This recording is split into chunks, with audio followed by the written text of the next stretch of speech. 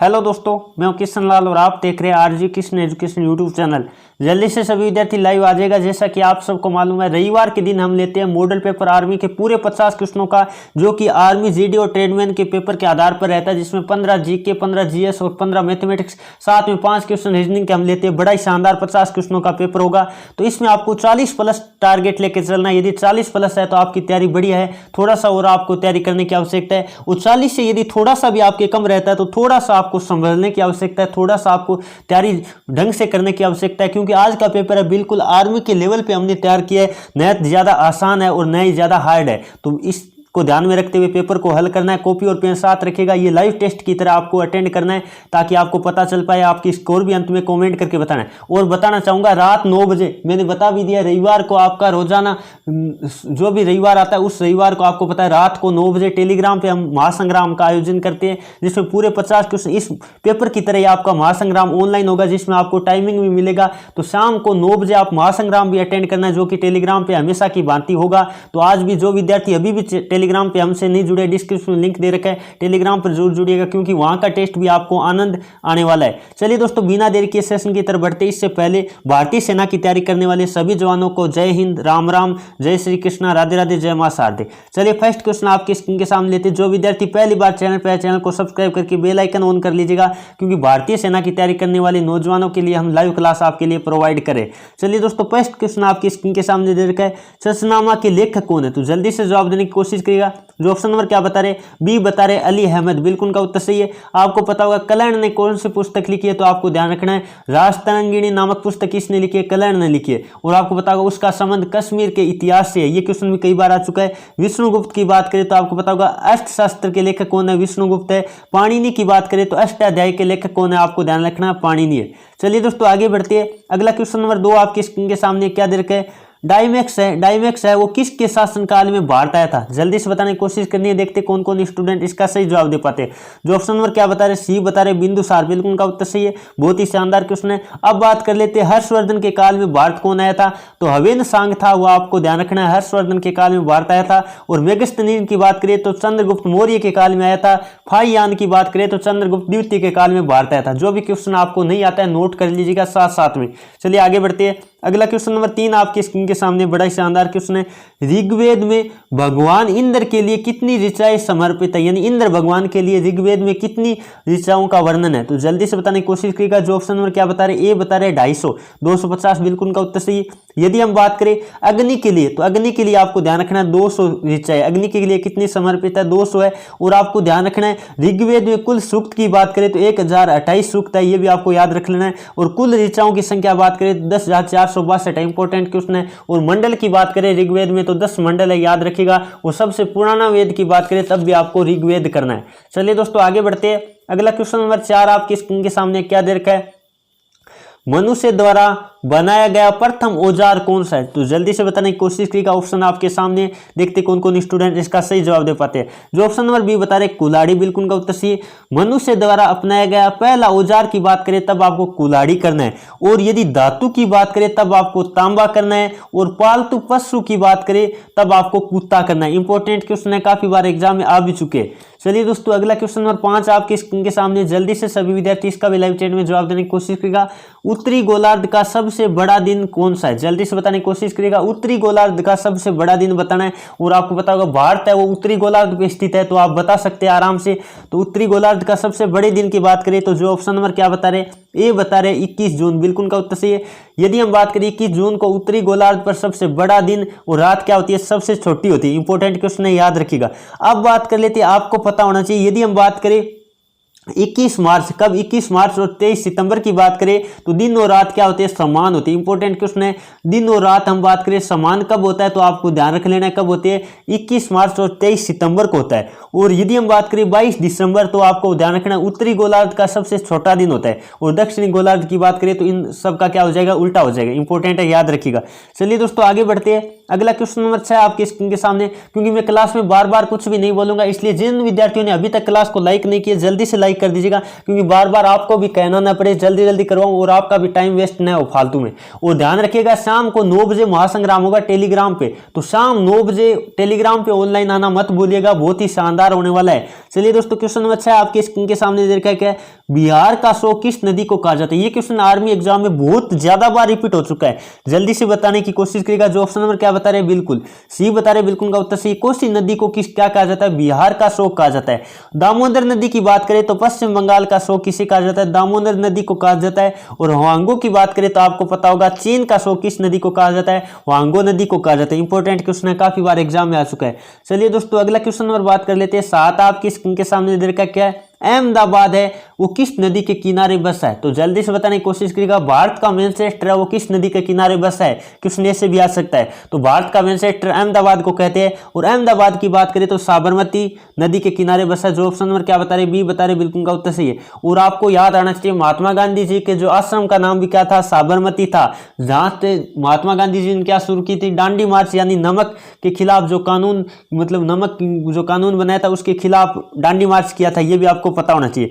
और बात कर लेते हैं चंबल नदी की बात करें तो राजस्थान में जो कोटा है, कोटा शहर है वो चंबल नदी के किनारे बसा है। आप सभी को याद रख लेना है। क्षिप्रा नदी की बात करें तो आपको पता होगा उज्जैन है वो किस नदी के किनारे बसा है? क्षिप्रा नदी। और बात कर लेते हैं कटक शहर है वो महानदी के किनारे बसा है। सभी याद रखिएगा। चलिए दोस्तों अगला क्वेश्चन नंबर 8 आपके स्क्रीन के सामने दे रखा क्या है? भारत के वर्तमान कृषि मंत्री कौन है? बहुत ही शानदार क्वेश्चन है। भारत के वर्तमान कृषि मंत्री कौन है? तो जो ऑप्शन नंबर क्या बता रहे हैं जल्दी से बताने की कोशिश करिएगा। बी बता रहे, बिल्कुल का उत्तर सही। कौन सा ऑप्शन नंबर आपका राइट होगा? बी राइट होगा। ऑप्शन नंबर आप सॉरी 1 मिनट सही कर देता हूं। ऑप्शन नंबर आपका क्या राइट होगा? बी राइट होगा। काफी सारे विद्यार्थियों ने जवाब भी दे दिए। तो नरेंद्र सिंह तोमर है वो आपको ध्यान रखना है, भारत के वर्तमान कृषि मंत्री है। रमेश पोखरियाल की बात करें तो वर्तमान में क्या है? शिक्षा मंत्री है। आपको पता होगा शिक्षा मंत्रालय अभी मतलब जो मानव विकास संसाधन मंत्रालय था उसका नाम बदल कर क्या किया गया? शिक्षा मंत्रालय किया गया। तो वो क्या है? रमेश पोखरियाल शिक्षा मंत्री है। राजनाथ सिंह की बात करें, जल्दी से बताएगा राजनाथ सिंह वर्तमान में क्या है? तो रक्षा मंत्री की बात करें तो राजनाथ सिंह है। और गृह मंत्री की बात करें तो अमित शाह, आपको याद रख लेना है। शक्तिकांत दास की बात करें तो आरबीआई के वर्तमान में गवर्नर कौन है? आपको ध्यान रखना है, शक्तिकांत दास है। चलिए दोस्तों अगला क्वेश्चन नंबर बात कर लेते हैं। 9 आपकी स्क्रीन के सामने बड़ा ही शानदार क्वेश्चन। इस तरह का आर्मी के एग्जाम में फेवरेट क्वेश्चन होता है। प्रथम महिला राज्यपाल, प्रथम महिला मुख्यमंत्री, इस तरह का क्वेश्चन। तो आप ध्यान रखिएगा भारत की प्रथम महिला सांसद कौन थी? जल्दी से बताने की कोशिश करिएगा। बड़ा ही लाजवाब क्वेश्चन है। देखते कौन कौन स्टूडेंट इसका सही जवाब दे पाते हैं। जो ऑप्शन नंबर क्या बता रहे हैं? डी बता रहे राधाबाई सुब्बारायन, बिल्कुल का उत्तर सही। इंपोर्टेंट है, याद रखिएगा। आपको कहे प्रथम महिला सांसद तब यह करना है। और महिला विधायक की बात करें तब आपको करना है मुथुलक्ष्मी रेड्डी। इंपोर्टेंट क्वेश्चन है। प्रथम महिला विधायक की बात करें तब करना है मुथुलक्ष्मी रेड्डी। और सुचेता कृपलानी की बात करें तो आपको पता होगा क्या थे? मुख्यमंत्री। प्रथम महिला मुख्यमंत्री की बात करें तब सुचेता कृपलानी करनी है। और सरोजिनी नायडू की बात करें, भारत कोकिला की बात करें तो वो प्रथम क्या थे? राज्यपाल थी। महिला राज्यपाल की बात कर रहा हूं, ध्यान रखिएगा। चलिए दोस्तों आगे बढ़े। अगला क्वेश्चन नंबर बात कर लेते हैं। 10 आपके स्क्रीन के सामने दे रखा क्या है? विश्व में सर्वाधिक डाकघर वाला देश कौन सा? ये क्वेश्चन आर्मी एग्जाम में 19 जनवरी के एग्जाम हुआ था, उनमें कई एग्जाम में पूछा गया था कि विश्व में सबसे ज्यादा डाकघर वाला देश कौन सा है? जल्दी से बताने की कोशिश करिएगा। तो वो आपको पता होगा क्या है। जो ऑप्शन नंबर क्या बता रहे हैं? ए बता रहे भारत, इंडिया, बिल्कुल का उत्तर सही। इंडिया का पूर्व में नाम आपको पता है आर्यवर्त भी था, ये भी आपको याद रख लेना है। अब बात कर लेते हैं, आपको पता होगा सर्वाधिक समाचार पत्र पढ़ने वाले देश की बात करें तो आपको ध्यान रखना हांगकांग है। इंपॉर्टेंट क्वेश्चन है, ध्यान रखिएगा। चलिए दोस्तों जापान को आपको पता होगा उगते हुए सूर्य का देश किसे कहा जाता है? जापान को कहा जाता है। जापान की राजधानी क्या है? टोक्यो है। चलिए दोस्तों अगला क्वेश्चन आपकी स्क्रीन के सामने लेते हैं। जल्दी से सभी विद्यार्थी क्वेश्चन नंबर 11 का भी जवाब देने की कोशिश करिएगा। चाय के लिए उपयुक्त मिट्टी कौन सी है? ये क्वेश्चन आपके लिए बहुत ही इंपॉर्टेंट है, जल्दी से जवाब देने की कोशिश किया। पहले बात कर लेते हैं चाय उत्पादन में भारत में राज्य की बात करें तो कौन सा है? प्रथम पे आपको ध्यान पता रखना है, असम है। असम आपको ध्यान रखना है, असम में चाय के बागानों की खेती की जाती है, ये आपको ध्यान रखना है। अब बात कर लेते हैं मिट्टी कौन सी है, तो जल्दी से बताने की कोशिश करिएगा। जो ऑप्शन नंबर क्या बता रहे? सी बता रहे लेटराइट मिट्टी, बिल्कुल का उत्तर सही है। चाय उत्पादन के लिए महत्वपूर्ण मिट्टी यही है। और कपास के लिए बात करें तो काली मिट्टी महत्वपूर्ण होती है, इंपॉर्टेंट है, याद रखिएगा। चलिए दोस्तों आगे बढ़े। चाय उत्पादन में प्रथम देश की बात करें तो आपको ध्यान रखना चाय उत्पादन में प्रथम कौन है? चीन है। और आपको पता होगा निर्यात करने की दृष्टि से प्रथम नंबर पे श्रीलंका आता है, चाय निर्यात करने की दृष्टि से। चलिए दोस्तों आगे बढ़ते हैं। अगला क्वेश्चन नंबर बात कर लेते हैं। 12 आपकी स्क्रीन के सामने बहुत ही शानदार क्वेश्चन है, देखते कौन कौन विद्यार्थी इसका सही जवाब दे पाते हैं। राष्ट्रीय राजमार्ग है जिसका NH1A है वो किन दो शहरों को जोड़ता है? ये क्वेश्चन कई बार एग्जाम में आ चुका है, तो जल्दी से बताने की कोशिश करिएगा, देखते कौन कौन विद्यार्थी इसका सही जवाब दे पाते। जो ऑप्शन नंबर क्या बता रहे? ए बता रहे श्रीनगर से हम बात कर लेते हैं पंजाब। पंजाब को 5 नदियों की भूमि भी कहा जाता है, ये भी आपके लिए इंपॉर्टेंट बनता है। तो आपको ध्यान रखना है श्रीनगर से कहाँ जोड़ता है, पंजाब को जोड़ता है, ये आपको पता है NH1A है। चलिए दोस्तों आगे बढ़े। अगला क्वेश्चन नंबर 13 आपके स्क्रीन के सामने दे रखा है, क्या है, टिहरी बांध है वो परियोजना है किस नदी पर बनी है, जल्दी से बताने की कोशिश करिएगा। टिहरी बांध की बात करें तो जो ऑप्शन नंबर क्या बता रहे हैं, सी बता रहे, बिल्कुल का उत्तर सी। इस तरह का क्वेश्चन मैंने काफी बार बता दी, तो ज्यादा डिस्कस करने की वैसे भी जरूरत नहीं है, थोड़ा सा नॉर्मल आपको ध्यान रखना है। महानदी की बात करें तो हीराकुंड बांध की बात करें तो महानदी पर, ये भी आपको याद रख लेना है। चलिए दोस्तों आगे बढ़े, मैंने काफी बार ये जानकारी आपको बताई रखी है। चलिए दोस्तों अगला क्वेश्चन नंबर 14 आपके स्क्रीन के सामने, कुंभलगढ़ दुर्ग की बात कर लेते हैं या कुंभलगढ़ अभ्यारण्य की बात करें तो किस राज्य में पड़ता है, जल्दी से बताने की कोशिश करेगा। तो जो ऑप्शन नंबर बी बता रहे राजस्थान, बिल्कुल का उत्तर सी। कुंभलगढ़ दुर्ग की बात करें या कुंभलगढ़ अभ्यारण्य की बात करें तो आपको क्या करना है, राजस्थान करना है। और जिम कॉर्बेट राष्ट्रीय पार्क की बात करें तो आपको पता होगा उत्तराखंड में है, कहाँ है, उत्तराखंड में। और आपको पता होगा असम की बात करें तो आपको ध्यान आ रहा होगा कौन कौन से, मानस अभ्यारण्य की बात करें या काजीरंगा अभ्यारण्य की बात करें तो वो कहाँ पड़ता है, असम में पड़ता है। गुजरात में मैंने काफी बार आपको बता दिया है। गिर राष्ट्रीय पार्क की बात करें, गिरनार की पहाड़ियां की बात करें तो वो कहां पड़ते हैं, गुजरात में पड़ते हैं। चलिए दोस्तों अगला क्वेश्चन नंबर बात कर लेते हैं 15, बहुत ही शानदार क्वेश्चन है, क्योंकि कई बार एक या दो क्वेश्चन कंप्यूटर के भी दे देते हैं, तो कंप्यूटर के वैसे माने तो ये मतलब नॉर्मल क्वेश्चन आपको दे रखा है। OMR का फुल फॉर्म क्या है, तो जल्दी से बताने की कोशिश करेगा। OMR आपने सुना होगा, OMR शीट हम बोलते हैं, तो उसका फुल फॉर्म क्या होता है, जल्दी से बताने की कोशिश करेगा। तो इसका फुल फॉर्म होता है ऑप्टिकल मार्क रीडर। क्या होता है, जो ऑप्शन नंबर क्या बता रहे, बिल्कुल ए बता रहे, बिल्कुल का उत्तर सही है। तो आराम से इस तरह का क्वेश्चन आप कर पाओगे। आपका ऑप्शन नंबर क्या राइट होगा, ए राइट होगा, यानी ऑप्टिकल मार्क रीडर। इस तरह से आपको ध्यान रखना है, फुल फॉर्म आपके कई बार ये एग्जाम में आ चुका है। चलिए दोस्तों अगला क्वेश्चन नंबर 16 आपके स्क्रीन के सामने, आपको पता है किसके शुरू हो गए, साइंस का पार्ट शुरू हो गया, क्योंकि जीके के हमने 15 क्वेश्चन किए। तो आपको क्लास पूरी देखना है, बीच में स्किप नहीं करना है बिल्कुल भी, और अंत में आपको कमेंट करके भी बताना है आपके कितने क्वेश्चन राइट होते हैं, ताकि आप अन्य विद्यार्थियों से तुलना भी कर पाओ। चलिए दोस्तों अगला क्वेश्चन क्या है, फलों का अध्ययन करने का विज्ञान क्या कहलाता है, तो जल्दी से बताने की कोशिश करिएगा।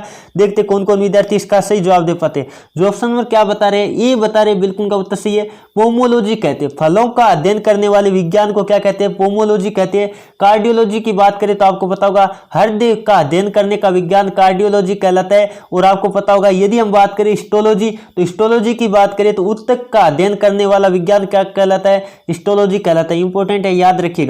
चलिए दोस्तों आगे बढ़ते हैं। अगला क्वेश्चन नंबर 17 आपकी स्क्रीन के सामने, केंद्रीय चावल अनुसंधान केंद्र कहाँ है। ये क्वेश्चन आर्मी में कई बार रिपीट हो चुका है, तो जल्दी से बताने की कोशिश करिएगा। तो आप सबको पता होगा, जल्दी से देखते कौन कौन विद्यार्थी इसका सही जवाब दे पाते हैं। जो ऑप्शन नंबर सी बता रहे कटक, बिल्कुल उनका उत्तर सही है। यदि हम बात करें कटक कहाँ पड़ता है, उड़ीसा में पड़ता है। और अभी मैं बता रहा था महानदी के किनारे बसा है। कटक किस नदी के किनारे बसा है, महानदी के किनारे बसा है, तो याद रखिएगा।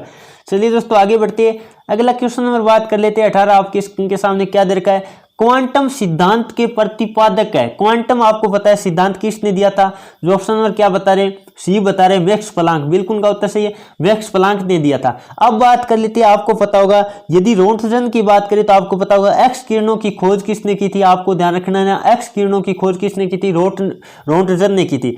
मैडम क्यूरी की बात करें तो रेडियम का आविष्कार किसने किया था, आपको ध्यान रखना है, मैडम क्यूरी ने किया था। चलिए दोस्तों आगे बढ़ते हैं। अगला क्वेश्चन नंबर 19 आपकी स्क्रीन के सामने, हृदय की गति सुनने के लिए किस यंत्र का प्रयोग किया जाता है। ये क्वेश्चन तो आपको पता ही होगा, डॉक्टर रखता है अपने पास। तो जो ऑप्शन नंबर क्या बता रहे, बिल्कुल बी बता रहे स्टेथोस्कोप, बिल्कुल का उत्तर सही है। आपको पता होगा हृदय की धड़कन सुनने के लिए किसका उपयोग किया जाता है, स्टेथोस्कोप का किया जाता है। यदि हम बात करें गायरोस्कोप की, तो आपको पता होगा वस्तु का कोणीय स्थिति यानी झुकाव जानने के लिए किसका, गायरोस्कोप का प्रयोग किया जाता है।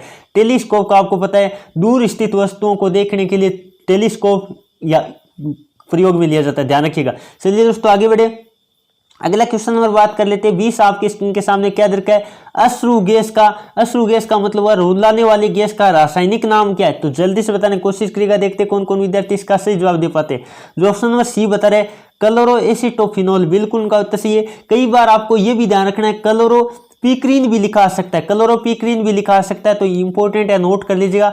क्लोरोएसिटोफिनोल कह दो या कह देना है क्या, क्लोरोपिक्रीन। इसका सूत्र भी आपको याद रख लेना है, क्या होता है, CCl3, नोट कर लीजिएगा। NO2 होता है, ये किसका होता है, आपको ध्यान रखना है, रुलाने वाली गैस का सूत्र होता है। अब बात कर लेते हैं, यदि नाइट्रस ऑक्साइड की बात करें तो N2 क्या होता है N2O होता है, क्या होता है N2O होता है। तो ये किसका सूत्र होता है, ये भी आपको ध्यान रखना। नाइट्रस ऑक्साइड की बात करें तो N2O होता है, ठीक है। ये होता है हास्य गैस का सूत्र। किसका सूत्र होता है, हास्य गैस का सूत्र क्या होता है, N2O होता है। इंपॉर्टेंट है, काफी बार एग्जाम में आ भी चुका है, तो आप याद रखिएगा। चलिए दोस्तों आगे बढ़े, अगला क्वेश्चन नंबर बात कर लेते हैं। 21 आपकी स्क्रीन के सामने, जल्दी से सभी विद्यार्थी इसका भी लाइव चैट में जवाब देने की कोशिश करेगा। ऑयल ऑफ क्या दे रखा है, विट्रियल, यानी किसका, इसका सूत्र क्या है, जल्दी से बताने की कोशिश करिएगा। देखते कौन कौन विद्यार्थी इसका सही जवाब दे पाते हैं। तो जो ऑप्शन नंबर क्या बता रहे हैं, डी बता रहे हैं H2SO4, यानी सल्फ्यूरिक अम्ल को क्या कहते हैं, आपको ध्यान रख लेना है, ऑयल ऑफ विट्रियल कहते हैं। इंपॉर्टेंट क्वेश्चन है, काफी बार एग्जाम में आ भी चुका है। अब बात कर लेते हैं, यहां से और भी क्वेश्चन बन रहे हैं। H2S की बात करें तो आपको ध्यान रखना है, सड़े हुए अंडे जैसी गेंद वाली गैस है, याद रखिएगा। H2S क्या है, इसमें गंध कैसी आती है, तो सड़े हुए अंडे में जैसी गंध आती है उसमें वैसी आती है। तो इंपॉर्टेंट है, आप याद रखिएगा। चलिए दोस्तों आगे बढ़े, अगला क्वेश्चन आपके स्क्रीन के सामने लेते हैं। यदि आपको क्लास अच्छी लग रही है तो सभी विद्यार्थी एक साथ मिलकर क्लास को लाइक और शेयर करते रहेगा, हमारा हौसला बढ़ाते रहेगा। सर्वदाता रुधिर वर्ग कौन सा है, तो जल्दी से बताने की कोशिश कीजिएगा। सर्वदाता रुधिर समूह कौन सा है, तो जो ऑप्शन नंबर क्या बता रहे, डी बता रहे ओ समूह, बिल्कुल उनका उत्तर सी। सर्वदाता की बात करें तो ओ है, और सर्वग्राही की बात करें तो आपको करना है ए बी। इंपॉर्टेंट क्वेश्चन है। चलिए दोस्तों आगे बढ़े, अगला क्वेश्चन नंबर 23 आपकी स्क्रीन के सामने दे रखा है। ऐसा कौन सा ग्रह है जिसका कोई उपग्रह नहीं, तो आपको पता होगा बुध और शुक्र ऐसे उपग्रह जिनके बात करें तो कोई उपग्रह नहीं है। तो ऑप्शन नंबर आपका क्या राइट होगा, सी राइट होगा। और आपको पता होगा टाइटन किसका उपग्रह है, तब आपको करना है शनि का उपग्रह क्या है, टाइटन है, ये आपको ध्यान रख लेना है। चलिए दोस्तों आगे बढ़े, अगला क्वेश्चन नंबर बात कर लेते हैं। चॉइस आपकी स्क्रीन के सामने, जल्दी से सभी विद्यार्थी इसका भी लाइव चैट में जवाब देने की कोशिश करेगा। निम्न में से अश्व शक्ति किसका मात्रक है, तो अश्व शक्ति तो आप सबको पता ही होगा किसका, पावर यानी शक्ति का मात्रक क्या होता है, अश्व शक्ति होता है। जो ऑप्शन नंबर सी बता रहे हैं बिल्कुल का उत्तर सी। काफी सारे विद्यार्थी लाइव चैट में जवाब भी दे चुके हैं। अब बात कर लेते हैं, 1 HP में कितने वाट होते हैं, ये आपको ध्यान रखना है, काफी बार आ चुका है। 1 HP में कितने वाट होते हैं, तब आपको करना है 746 वाट होते हैं। कितने वाट होते हैं, 746 वाट होते हैं। काफी बार एग्जाम में आया हुआ क्वेश्चन है। यदि हम बात करें जूल, तो जूल और आपको पता है किसका मात्रक है, कार्य का मात्रक क्या होता है, जूल होता है। इंपॉर्टेंट है, आप याद रखिएगा। चलिए दोस्तों आगे बढ़ते, अगला क्वेश्चन नंबर बात कर लेते हैं। 25 आपके स्क्रीन के सामने, घड़ी की चाबी में कौन सी ऊर्जा संचित होती है, आपको कह रहा है घड़ी की जो चाबी बढ़ी जाती है उसमें कौन सी ऊर्जा संचित होती है, तो स्थितिज ऊर्जा संचित होती है। जो ऑप्शन नंबर क्या बता रहे, सी बता रहे, बिल्कुल उनका उत्तर सी। आराम से कर सकते हैं, इस तरह का क्वेश्चन है। चलिए दोस्तों आगे बढ़ते हैं, अगला क्वेश्चन नंबर 26 आपके स्क्रीन के सामने दे रखा है। मेक संख्या, इंपॉर्टेंट क्वेश्चन है, मेक संख्या का उपयोग किसकी चाल निर्धारण में किया जाता है। इंपॉर्टेंट क्वेश्चन है, आपको कई वायुयान की गति नापने में किसका यूज किया जाता है, वायुयान की गति नापने में आपको पता होगा टेकोमीटर का यूज किया जाता है। और मेक संख्या का उपयोग किसका चाल निर्धारण में किया जाता है, तो आपको ध्यान रख लेना। देखते कौन कौन विद्यार्थी इसका सही जवाब दे पाते। जो ऑप्शन नंबर क्या बता रहे, सी बता रहे, विमान, बिल्कुल का उत्तर सी है। मेक संख्या हम बात करें तो विमान की क्या चाल निर्धारण में इसका उपयोग किया जाता है। चलिए दोस्तों आगे बढ़े, अगला क्वेश्चन नंबर 27 आपकी स्क्रीन के सामने, ये इंपॉर्टेंट क्वेश्चन है। आतिशबाजी में लाल रंग किस मूलक के कारण होता है, लाल और आपको पता है हरा रंग, खास तौर से ध्यान रखना है। यदि हम बात करें लाल रंग की तो आपका ऑप्शन नंबर क्या राइट होगा, बी राइट होगा, यानी स्ट्रांसियम के कारण हम बात करें तो लाल रंग होता है। और यदि हम बात करें बेरियम के कारण क्या होता है, हरा रंग होता है। इंपॉर्टेंट क्वेश्चन है, याद रखिएगा। हरा रंग की बात करें तब आपको बेरियम करना है, और लाल रंग की बात करें तब स्ट्रांसियम करना है। चलिए दोस्तों आगे बढ़ते हैं, अगला क्वेश्चन नंबर 28 आपके स्क्रीन के सामने क्या दे रखा है। कच्चा एल्यूमिनियम किस धातु से, इंपॉर्टेंट है, किस नाम से जाना जाता है, सॉरी कच्चा एल्यूमिनियम है वो किस नाम से जाना जाता है। जल्दी से सभी विद्यार्थी इसका लाइव चैट में जवाब देने की कोशिश करिएगा। देखते कौन कौन विद्यार्थी इसका सही जवाब दे पाते। जो ऑप्शन नंबर सी बता रहे पाइराइट, बिल्कुल उनका उत्तर सही है। कच्चा एल्यूमिनियम को पाइराइट के नाम से जानते हैं। और आपको पता होगा बॉक्साइट की बात करें तो एल्यूमिनियम का मुख्य हिस्सा क्या है, बॉक्साइट है, जिसका सूत्र क्या होता है, Al2O3 होता है। इंपॉर्टेंट क्वेश्चन है, कई बार आ चुका है। बॉक्साइट का मतलब सूत्र क्या होता है, तो Al2O3 होता है। इंपॉर्टेंट है, याद रखिएगा। चलिए दोस्तों आगे बढ़ते हैं, अगला क्वेश्चन नंबर 29 आपके स्क्रीन के सामने क्या दे रखा है। रेड रोट जो रोग है वो किस फसल के कारण फसल में होता है। इंपॉर्टेंट क्वेश्चन है, ये क्वेश्चन आपको इंपॉर्टेंट है। तो जो ऑप्शन नंबर क्या बता रहे, ए बता रहे गन्ना, बिल्कुल का उत्तर सही है। ये आपको ध्यान रखना है। ये रोग की बात करें तो आपको करना किस में होता है, यह मुख्यतः गन्ना की फसल में होता है। चलिए दोस्तों आगे बढ़ते हैं, अगला क्वेश्चन नंबर बात कर लेते हैं 30 आपके स्क्रीन के सामने। जल्दी से सभी विद्यार्थी इसका भी लाइव चैट में जवाब देने की कोशिश करिएगा। दूध में कौन सा प्रोटीन पाया जाता है, तो दूध की बात करें तो आपको पता होगा केसीन नामक प्रोटीन पाया जाता है। जो ऑप्शन नंबर क्या बता रहे, बी बता रहे, बिल्कुल का उत्तर सही है। और दूध का सफेद रंग किसके कारण होता है, केसीन के कारण ही होता है, ये भी आपको याद रख लेना है। चलिए दोस्तों आगे बढ़ते हैं। अब आपका मैथमेटिक्स का पार्ट शुरू हो गया, बड़ी शानदार लगेगी आपको क्लास, तो क्लास पूरी देखना है और अंत में कमेंट करके भी अपना स्कोर भी बताना है। आपको दे रखा है 22 पदों का योग बताओ। पहले बात तो ये कौन सी श्रेणी आपको पता है, एपी है। ये कौन सी श्रेणी है, एपी है, यानी हम बात कर लेते हैं समांतर श्रेणी है। समांतर श्रेणी को शॉर्टकट में हम क्या कहते हैं, एपी कहते हैं। और एपी श्रेणी का यदि हम बात करें एस एन ज्ञात करना हो, यानी एन पदों का योग ज्ञात करना हो, तो सूत्र क्या होता है आपको पता होगा, n/2 क्या होता है, n/2 2a प्लस n-1 गुणा d होता है। ये आपको पता होना चाहिए, सूत्र होता है और कोष्टक लगा देते हैं। अब बात कर लेते हैं n का मान आपको पता है कितना दे रखा है, 22 दे रखा है, तो 22 मान रख देते हैं। 22 बट्टे में कितना, 22 बट्टे में 2 रख दिया।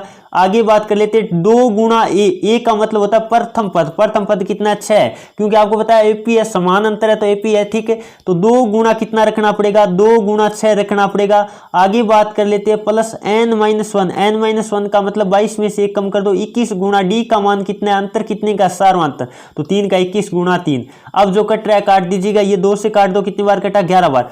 तो बाहर कितना है, बाहर है 11 और अंदर कितना हो गया, ये 12 और ये कितना हो गया 21, 63 और 12 कितना हो गया आपको पता है, जल्दी से कर लीजिएगा, गुणा भाग है, आराम से कर सकते हो। 63 और कितना हो गया, ये 63 और 12 कितना हो गया, 75 हो गया। और 75 गुणा 11 का मतलब क्या होता है, जल्दी से गुणा कर लीजिएगा तो आपका जवाब आएगा 825। कितना आएगा, 825। जो स्टूडेंट बता रहे बिल्कुल का उत्तर सही, आपका ऑप्शन नंबर क्या राइट होगा, बी राइट होगा। बहुत ही आसान क्वेश्चन, आराम से आप हल कर पाओगे, थोड़ा सा आपको गणना ध्यान देनी है। चलिए दोस्तों आगे बढ़े। अगला क्वेश्चन आपके स्क्रीन के सामने लेते हैं 32। जल्दी से सभी विद्यार्थी, ये क्वेश्चन में बात करूं तो चूरू गंगानगर हनुमानगढ़ जो भर्ती हुई थी उसमें जो आया था, इंपॉर्टेंट क्वेश्चन है, तो ध्यान रखिएगा। स्क्वायर ऑफ 15, आपको 15 का स्क्वायर का मतलब 15 का स्क्वायर इस तरह करते हैं, 15 का वर्ग। आगे क्या दिया है आपको, दिया 900 का कितना, 900 का 30%, 900 का कितना दिया, 30% दिया। अब आराम से कर लोगे आप, हिंदी में मैंने लिख दिया, जिन विद्यार्थियों को समझ में नहीं आया इंग्लिश में, ये प्रतिशत मैंने लगा दिया। अब 15 का वर्ग कितना होता है आपको पता होगा, 225 होता है। कितना होता है, 225। और 900 का कितना, 900 का हटाया, गुणा लगा, 30% हटाया, बट्टे में 100 लगा। अब कर लीजिएगा जल्दी से, तो आपको कितना आएगा, ये 225 प्लस में कितना, 225 में प्लस में कितना है, जल्दी से देख लीजिएगा, तो 2 जीरो कट गए, यानी 270। 225 और 270 जोड़ना है क्या, जल्दी से जोड़ लीजिएगा, कितना आता है, तो आपको पता है 95 और कितना आगे 495 आएगा क्या, बिल्कुल आपका 495 जवाब आएगा। जो ऑप्शन नंबर क्या बता रहे, ये बता रहे बिल्कुल का उत्तर सही। तो आराम से आपको गुणा भाग कर लेना है और कोई हार्ड क्वेश्चन नहीं है। चलिए दोस्तों आगे बढ़े, अगला क्वेश्चन नंबर बात कर लेते हैं 33 आपकी स्क्रीन के सामने। इस तरह का क्वेश्चन भी काफी बार आर्मी एग्जाम में रिपीट हो चुका है, जो कि एक बट्टा से संबंधित क्वेश्चन है। तो आपको समतुल्य बट्टा निकालना है, तो आपको पता है पहले हम अंकित मूल्य कितना मान लेते हैं, 100 मान लेते हैं। अब बात कर लेते हैं पहले कितने की कमी करी है, 20 की कमी करी, इसका मतलब कितना होगा, 100 में से 20 कम किया, 80/100। और आगे कितने की कमी की है, ध्यान दीजिएगा, 30 की, यानी 70/100। कितना, 70/100। अब आपको क्या करना है, जो कट रहा है काट दीजिएगा, ये 2 जीरो से 2 जीरो कटा और ये 2 जीरो, और 8 7 कितना होता है आपको पता होगा, 56 होता है। कितना होता है, 56 होता है। पहले 100 था, पहले कितना था, 100 था, कितना कम हो गया आपको दिखाई दे रहा है, 44% क्या हो गया, एकल बट्टा यानी कम हो गया। तो आपको पता चल गया प्रतिशत में कितना है, 44%। आपका ऑप्शन नंबर जो सी बता रहे बिल्कुल का उत्तर सी। तो इस तरह का आपके कई बार क्वेश्चन आ जाता है, समतुल्य बट्टा बताओ, तो आराम से आप निकाल लोगे। चलिए दोस्तों आगे बढ़ते हैं, अगला क्वेश्चन नंबर 34 आपके स्क्रीन के सामने, बहुत ही शानदार क्वेश्चन है। 10 किलोमीटर में कितने सेंटीमीटर होते हैं। तो पहले बात तो कर लेते हैं 1 किलोमीटर में मीटर कितना होता है, 1 किलोमीटर में मीटर कितना होता है आपको पता होना चाहिए। 1 किलोमीटर में जल्दी से बताएगा, तो 1000 मीटर होते हैं। कितने मीटर होते हैं, 1000 मीटर, या 1000 का मतलब कितना होता है, 10 की घात कितनी होती है, 10 की घात 3 होती है। 10 की घात 3 क्या होता है, मीटर होता है, यह आपको पता होना चाहिए। और यदि हम बात करें 1 मीटर में कितना सेंटीमीटर होता है, 1 मीटर में आपको पता होगा 100 सेंटीमीटर होता है। कितना, 100 सेंटीमीटर का मतलब कितना हुआ, 10 की घात 2 सेंटीमीटर। कितना, 10 की घात 2 सेंटीमीटर, यह आपको पता चल गया सेंटीमीटर में, हम यदि मीटर को सेंटीमीटर में। अब यहां से आपको कन्वर्ट करना है, तो आराम से कर लोगे। 10 किलोमीटर, किलोमीटर हटाया कितना लगेगा, 10 की घात 3 लगा, 10 की घात 3, ये किस में आ गया आपको पता है, किलोमीटर से मीटर में आ गया। अब मीटर को किस में चेंज करना आपको पता है, सेंटीमीटर में। तो आपको पता है 10 गुणा 10 की घात 3 तो अपनी जगह पड़ा है, और मीटर को हटाएंगे क्या लगेंगे, 10 की घात 2 और लगेगी। 10 की घात कितनी और 2 लगेगी, और ये किस में आ जाएगा, सेंटीमीटर में आ जाएगा। तो आप देख लीजिएगा 10 की घात कुल मिला के कितनी हो रही, यहाँ 1 है, 3 है और 2 है। कितना हो गया, 5 1 6। 10 की घात कितना आएगा, आपका जवाब आएगा 10 की घात 6। तो 10 की घात 6 सेंटीमीटर, सेंटीमीटर में कितना आएगा, 10 की घात 6 आएगा। तो जो ऑप्शन नंबर कौन सा बता रहे हैं, 10 की घात 6 वाला, ऑप्शन नंबर आपका क्या राइट होगा, सी राइट होगा। बहुत ही शानदार क्वेश्चन था, काफी सारे विद्यार्थियों ने लाइव चैट में जवाब भी दे दिए। तो आराम से इस तरह के क्वेश्चन आप हल कर पाओगे बिना पेन चलाए, यदि थोड़ा सा आपके दिमाग में आता है। और आपको पता होना चाहिए जो 2017 या 16 में एक पूर्व भर्ती हुई थी, उसमें क्वेश्चन आया था, क्या आया था, 10 किलोमीटर में कितने मिलीमीटर होते हैं। यहाँ सेंटीमीटर की जगह उस एग्जाम में क्या लिखा हुआ था, कितने मिलीमीटर होते हैं। तो ध्यान रखिएगा, मिलीमीटर की कई, इसका मतलब आपको पता होगा आगे सेंटीमीटर से मिलीमीटर में और जाना पड़ेगा, यानी 1 0 और लगता है, तो वहां 10 की घात 7 था। तो ये भी इंपॉर्टेंट क्वेश्चन बनता है, आप सभी विद्यार्थी याद रखिएगा, काफी बार आया हुआ क्वेश्चन है। चलिए दोस्तों आगे बढ़े, अगला क्वेश्चन में बात कर लेते हैं। 35 आपके स्क्रीन के सामने यह आया था। मैं बात करूं तो जो बीकानेर भर्ती हुई थी 2018 उसमें आया था, क्योंकि मैं क्वेश्चन जो भी लिया है आज मैंने ऐसे करके लिया कि आर्मी के प्रीवियस ईयर के क्वेश्चनों से उठा लेते हैं। क्या दे रखा है, यदि राम एक दिन में 150 मीटर चलता है तो 3 सप्ताह में कितना चलेगा। पहले बात कर लेते हैं एक दिन में कितना चल रहा है। एक दिन का मतलब आपको दे दिया कितना, 150, बिल्कुल 150 मीटर में दिया है। अब बात कर लेते हैं, आपको कहा 3 सप्ताह। 3 सप्ताह का मतलब क्या हुआ, ध्यान दीजिएगा, 3 सप्ताह का मतलब हो गया 21 दिन। तो आपको 21 दिन में निकालना, कितने दिन में, 21 दिन में। इसका मतलब कैसे निकालोगे, तो 150 गुणा 21 क्या करोगे, 150 गुणा 21 करोगे, और 150 को 21 से आप गुणा करके देखोगे, आपका आएगा 3150। क्या आएगा, यह आएगा आपका जवाब मीटर में। आपको कहा किलोमीटर में बताओ, तो 3150 बट्टे में हम क्या लगाएंगे, 3150 बट्टे में 1000 का भाग देंगे, क्योंकि आपको पता है मीटर को किलोमीटर में बदलने के लिए किसका भाग देते हैं, 1000 का। 1 0 से 1 0 कट जाएगा और 2 अंक पॉइंट, इसका मतलब 3.15 किलोमीटर आएगा। मीटर में कहे तब तो आपको करना है 3150 मीटर, और किलोमीटर में कहे इसका मतलब 3.15 वाला। जो ऑप्शन नंबर कौन सा बता रहे, बी बता रहे, बिल्कुल का उत्तर सी है। तो आराम से कर लोगे, इस तरह का क्वेश्चन बहुत ही आसान होता है, यदि थोड़ा सा भी आप दिमाग लगा लोगे तो क्वेश्चन आपका गलत नहीं होगा। चलिए दोस्तों आगे बढ़े, एक बार बताइएगा समझ में आ गया होगा आप सभी विद्यार्थियों को। चलिए आगे बढ़ते हैं, अगला क्वेश्चन नंबर 36 आपके स्क्रीन के सामने दे रखा, क्या है, यदि एक ट्रेन एक बिजली के खंभे को 4 सेकंड में पार करती है तथा 400 मीटर लंबे प्लेटफॉर्म को 12 सेकंड में पार करती है, तो आपको बताना है ट्रेन की लंबाई क्या है। तो इस तरह का क्वेश्चन आप थोड़ा सा भी दिमाग लगाओगे तो इसमें टाइम नहीं लगने वाला है। आपको पता होगा जब कोई भी ट्रेन होती है, जब बिजली के खंभे को पार करती है, कोई भी ट्रेन होती है जब बिजली के खंभे को पार करती है, तो आपको ध्यान रखना है ट्रेन की लंबाई क्या होती है, दूरी होती है। जैसे मैं बता देता हूं, ये मान लेते हैं क्या ट्रेन है, और ये खंभा आगे मैंने दिखाया आपके लिए, तो इस खंभे को पार करेगी ट्रेन, तो आपको पता है इतनी दूरी तो तय करेगी जो ट्रेन की लंबाई है। तो आपको ध्यान रखना है खंभे को पार करती है तो ट्रेन की लंबाई क्या होती है, दूरी होती है। और जब किसी आगे देर का प्लेटफॉर्म को पार करे, जैसे मैं एक उदाहरण लेता हूं, जैसे मान लो ये क्या है, प्लेटफॉर्म है, ये क्या है, प्लेटफॉर्म है, और इधर मैं ले लेता हूं आपके लिए, ये प्लेटफॉर्म में बना देता हूं दोनों तरफ के लिए, ठीक है। इस तरह से मान लो प्लेटफॉर्म है, और इधर से मैं एक ट्रेन ले लेता हूं, 1 मिनट सॉरी थोड़ा सा सही बना देता हूं। ये मान लेते हैं प्लेटफॉर्म की लंबाई है, ये जो आपकी दिखाई दे रही है ये किसकी लंबाई है, प्लेटफॉर्म की लंबाई है। और इधर से मैं एक ट्रेन ले लेता हूं, क्या ले लेता हूं, ट्रेन ले लेता हूं। जब ये ट्रेन आपको पता है इस प्लेटफॉर्म को पार करेगी, मैंने इधर एक ट्रेन बनाई, तो आपको पता है दोनों की लंबाई क्या होगी, योग होगी, क्योंकि यहां से लेके यहां तक इतनी दूरी तय करेगी। तो आपको पता होगा जब प्लेटफॉर्म या सुरंग को पार करती है तब तो दोनों का योग होती है लंबाइयां, और जब खंबे को पार करती है तो ट्रेन की लंबाई क्या होती है, दूरी होती है।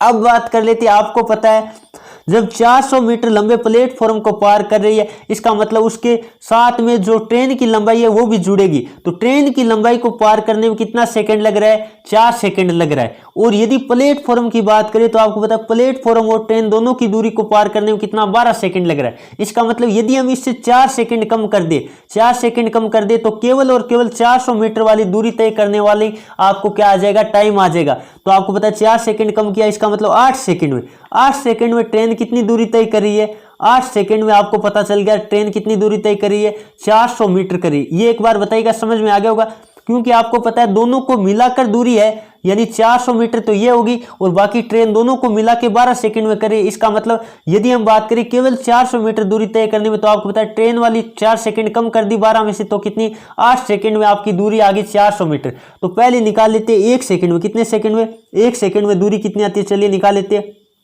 तो 400 बट्टे 400/8 यानी कितनी आएगी 50 मीटर आएगी। 1 सेकंड में दूरी कितनी है 50 मीटर है। और आपको पता चल गया कि ट्रेन है वो बिजली के खंभे को पार करने में कितना सेकंड ले रहा है 4 सेकंड। इसका मतलब ट्रेन की लंबाई वो 4 सेकंड में जो दूरी होगी वही क्या होगी ट्रेन की लंबाई होगी। इसका मतलब 4 × 50 करना पड़ेगा, यानी ट्रेन की लंबाई आपकी कितनी आ गई 200 मीटर आ गई। ट्रेन की लंबाई कितनी आ गई जो 200 मीटर ऑप्शन बता रहे हैं, बिल्कुल उनका उत्तर सही, आराम से कर लोगे। ऑप्शन नंबर आपका क्या राइट होगा बी राइट होगा। ये तो एकदम लॉजिक लगा के दिमाग से आप क्वेश्चन कर सकते हो, कोई आराम से, कोई दिक्कत भी नहीं है। और वैसे करना चाहो तो वैसे भी कर सकते हैं।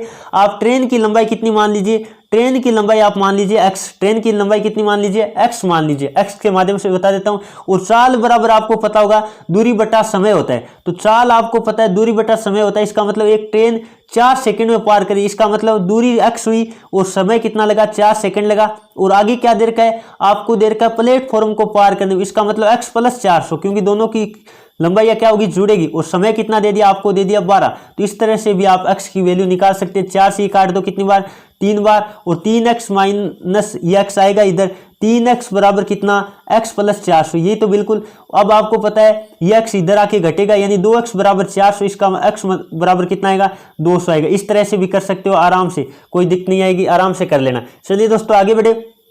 अगला क्वेश्चन नंबर बात कर लेते हैं 37 आपकी स्क्रीन के सामने, जो कि एक आयु और अनुपात से संबंधित क्वेश्चन है। देखते हैं कौन कौन विद्यार्थी इसका सही जवाब दे पाते हैं। तो आपको दे रखा है ए और बी की वर्तमान आयु का अनुपात 4:7 है। कितना 4:7 है। बी है वो ए से पहले बात कर लेते हैं, ये लिखा ए और ये लिखा बी। अनुपात आपको दे रखा है 4 और 7। आपको क्या दिया है, ये तो अनुपात दे दिया अगले ने, और कहा है बी की आयु 18 वर्ष ए से क्या है अधिक है। तो आपको पता है अनुपात में कितना अधिक है, आपको पता है, जल्दी से देख लीजिएगा 3 बराबर आपको कितना दे दिया 18 दे दिया। इसका मतलब 1 बराबर कितना आएगा 18/3 आएगा। इसका मतलब 1 बराबर कितना आएगा 6 आएगा।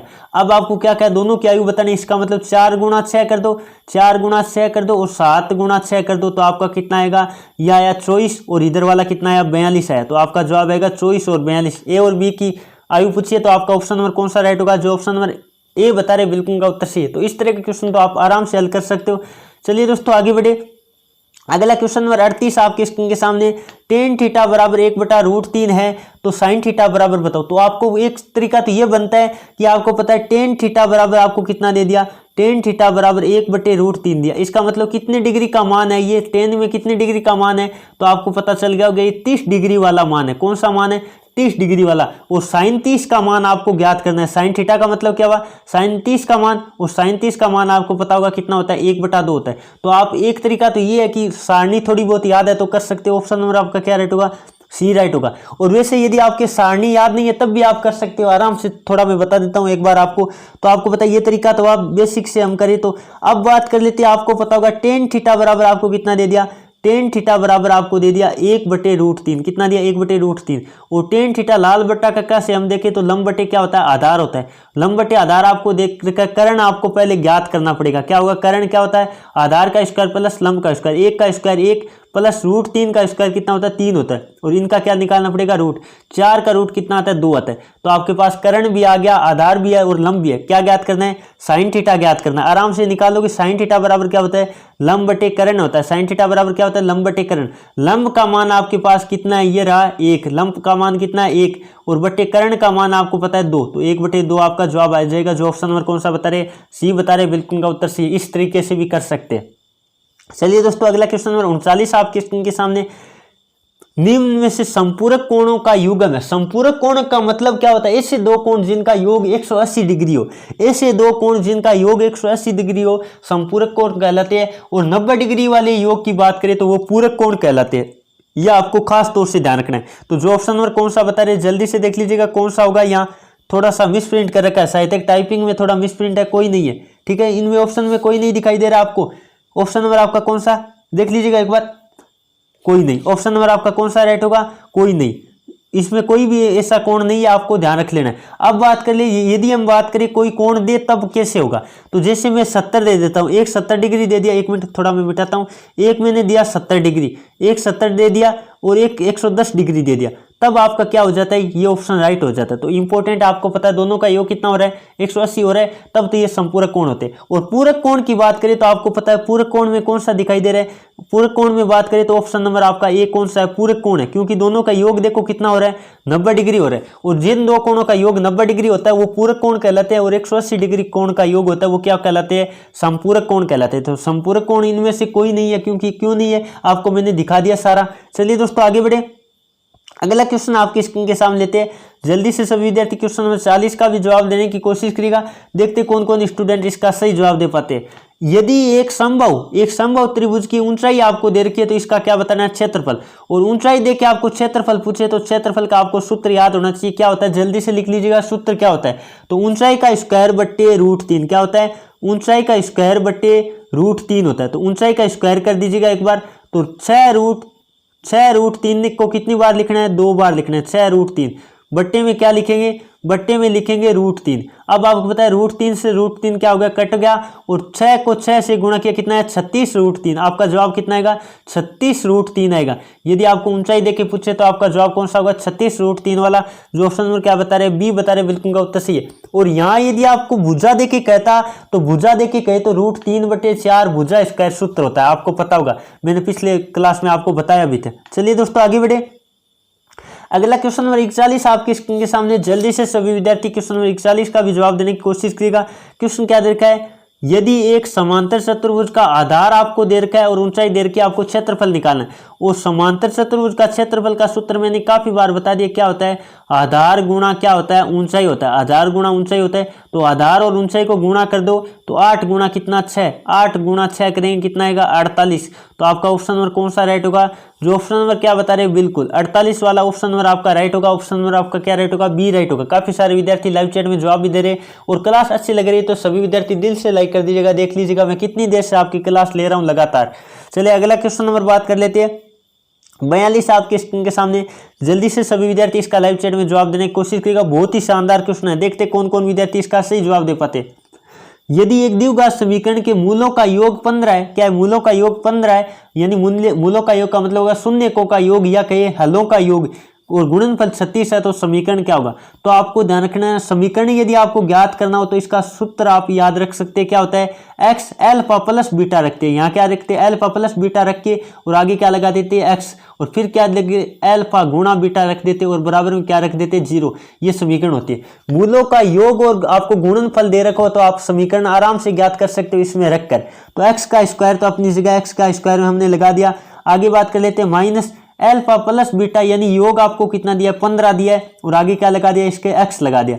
आगे बात कर लेते हैं, प्लस अल्फा गुणा बीटा का मतलब गुणनफल कितना दिया है, गुणनफल आपको दिया 36, बराबर में क्या लगा देते हैं, 0। यह आपकी समीकरण आ गई। देख लीजिएगा कौन से ऑप्शन में ये समीकरण आपकी दे रखी है, तो आपका ऑप्शन नंबर क्या राइट होगा, सहायक बी में दे रखा क्या, तो आप आराम से कर दोगे, बराबर 0 भी लगा लेना, सभी समीकरणों में बराबर 0 रख लेना, ठीक है। तो आपका ऑप्शन नंबर कौन सा राइट होगा, x square minus 15 x plus 36 बराबर 0 वाला ऑप्शन नंबर आपका बी राइट होगा। तो आराम से कर सकते हो। चलिए दोस्तों आगे बढ़े, अगला क्वेश्चन नंबर 43 आपके स्क्रीन के सामने। ये थोड़ा टाइप थोड़ा मिस्टेक है, थोड़ा सही कर लीजिएगा।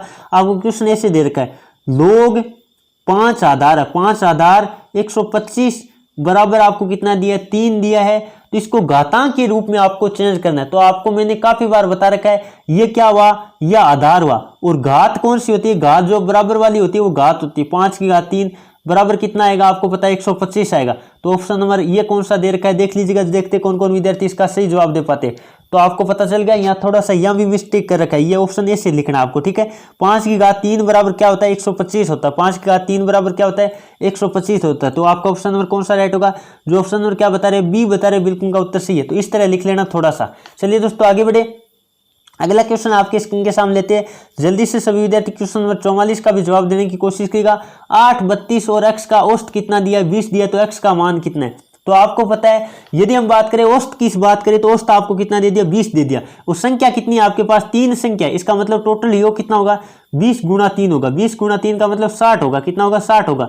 और इन दो संख्याओं का योग कितना हो रहा है, 8 और 32 का मतलब कितना हो रहा है, 40 हो रहा है ना, बिल्कुल। और ये 40 60 में से घटा दे तो तीसरी संख्या आ जाएगी आपके पास, कितनी आएगी, 20 आएगी। कितनी आएगी, 20 आएगी। तो आराम से आप कर लोगे, आपका ऑप्शन नंबर कौन सा राइट होगा, बी राइट होगा। आराम से कर लोगे, बहुत ही आसान क्वेश्चन था, कोई इसमें ज्यादा लंबा चौड़ा बात नहीं है। चलिए दोस्तों आगे बढ़े, अगला क्वेश्चन नंबर बात कर लेते हैं 45 आपके स्क्रीन के सामने 125 व 5 का मध्य अनुपात बताओ।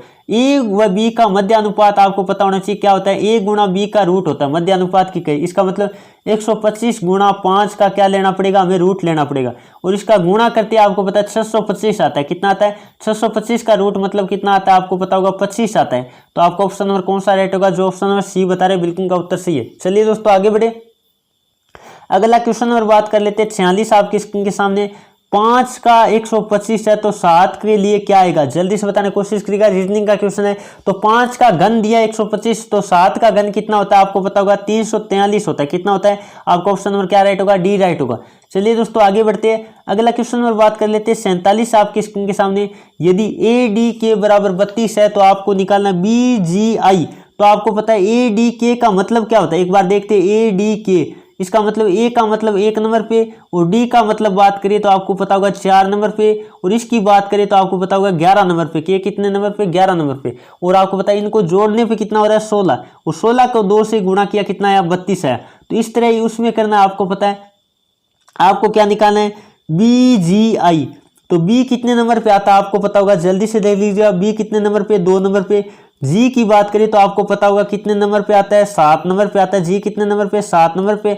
आई की बात करें तो आपको पता होगा, जल्दी से देख लीजिएगा कितने नंबर पे आता है 8 नंबर पे आता है। आई कितने नंबर पे, एक बार A B C D E F G H I कितने नंबर पे आता है 9 नंबर पे आता है। आई सॉरी कितने नंबर पे आता है, आई आपका 9 नंबर पे आता है ना, तो 9 रखना है। आई का मान कितना रखना है 9। अब इनको जोड़ लीजिएगा कितना हो रहा है 9 और 9 कितना हो गया 18 और 18 गुणा 2 का मतलब कितना हुआ 18 गुणा 2 का मतलब होगा 18 दूनी कितना हो गया 36। तो आपका जवाब आएगा 36। एक बार ये गणना से ही कर लीजिएगा, कोई मिस्टेक तो नहीं है ना, देख लीजिएगा आप। चलिए दोस्तों आपका ऑप्शन नंबर क्या राइट होगा, ऑप्शन नंबर आपका राइट होगा कौन सा, सी वाला। तो आराम से कर लोगे, इस तरह के क्वेश्चन कई बार आर्मी एग्जाम में आ चुका है। चलिए दोस्तों अगला क्वेश्चन नंबर 48 आपकी स्क्रीन के सामने दे रखा है, क्या है, राम के पिता का इकलौता पुत्र के पुत्र की थोड़ा लैंग्वेज सही लिख लीजिएगा, ठीक है। राम के पिता का इकलौता पुत्र, राम के पिता का इकलौता पुत्र कौन होगा, राम स्वयं होगा। और का पुत्र का मतलब राम का पुत्र की माँ मतलब राम के पुत्र की माँ क्या लगेगी, उसके पत्नी लगेगी। तो आपका ऑप्शन नंबर कौन सा राइट होगा, जो ऑप्शन नंबर ए बता रहे बिल्कुल का उत्तर सही, आराम से कर लोगे। चलिए दोस्तों आगे बढ़ते हैं, अगला क्वेश्चन नंबर 49 आपकी स्क्रीन के सामने। शिक्षक के लिए क्या है, विद्यालय है, तो चिकित्सक के लिए क्या होगा, अस्पताल होगा। आपका ऑप्शन नंबर क्या राइट होगा, ए राइट होगा। ध्यान रखिएगा मेडिकल स्टोर मत कर देना। चलिए दोस्तों आगे बढ़े, अगला क्वेश्चन नंबर 50 आपकी स्क्रीन के सामने।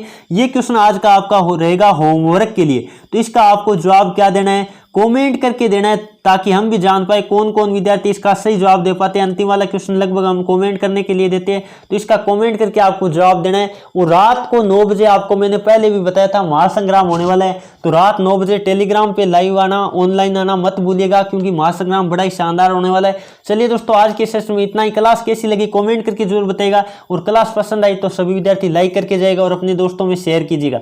चलिए दोस्तों आज के सेशन में इतना ही। Thank you for watching. जय हिंद, जय भारत।